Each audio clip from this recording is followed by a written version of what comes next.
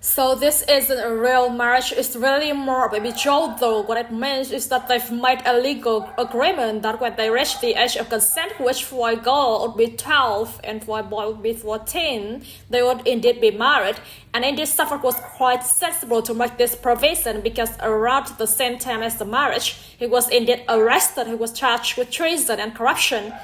Significantly, one of the charges against him is that the reason why he married John to Margaret is because he thought she was heir to the throne and that this would make John king because Henry VI didn't have any children at this point.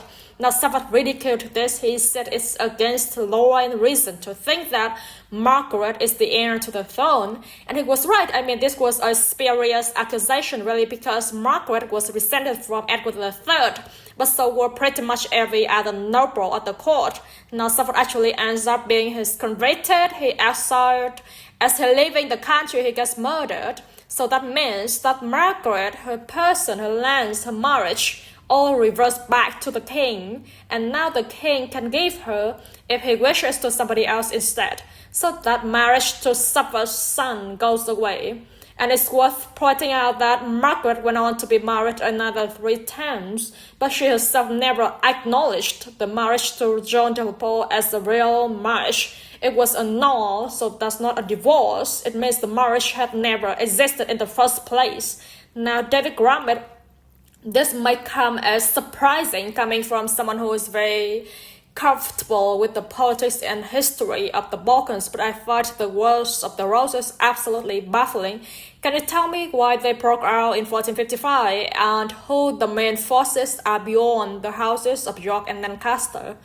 Okay, so I think we can say the causes of the outbreak of the Wars of the Roses in 1455 is Henry VI.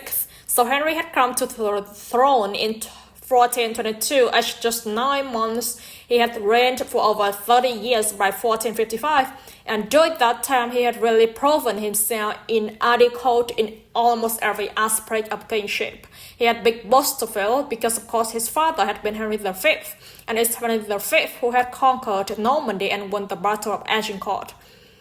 By 1450, Normandy had fallen, and 3 years later, Gascony, the other large territory under English control, had also fallen.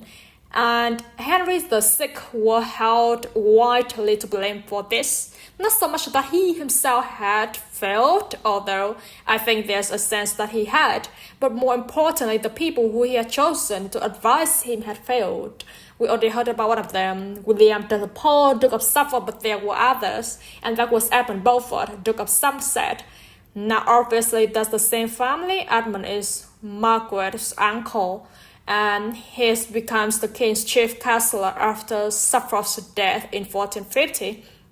The other player, of course, who we haven't mentioned yet is Richard, Duke of York, the most powerful nobleman in England. He had distinguished himself in the wars with France, but in 1450, he was in Ireland. He was the king's lieutenant in Ireland, and his great rival, Margaret Beaufort, who was the king's lieutenant in Normandy, had presided over that debacle in 1453. Henry VI has an acute bout of mental illness, and it's at this point that York really makes his first claim to be the protector of the realm to govern England when Henry is incapacitated.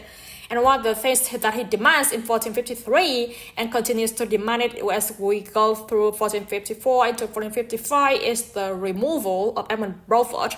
Now Henry won't agree to that.